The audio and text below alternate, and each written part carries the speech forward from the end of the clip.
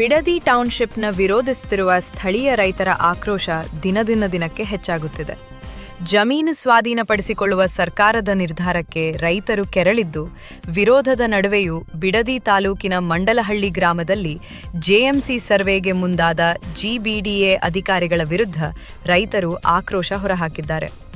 JMC survey ನಡೆಸದಂತೆ ಮಂಡಲಹಳ್ಳಿ ಗ್ರಾಮದ ರೈತರು ಎಚ್ಚರಿಕೆ ನೀಡಿದ್ದರು. ಎಚ್ಚರಿಕೆ ಹೊರತಾಗಿಯೂ ಸರ್ವೆ ನಡೆಸಲು ಮುಂದಾದ ಅಧಿಕಾರಿಗಳಿಗೆ ರೈತ ಮಹಿಳೆಯರು ಪೊರಕೆ ಏಟು ಕೊಟ್ಟಿದ್ದಾರೆ.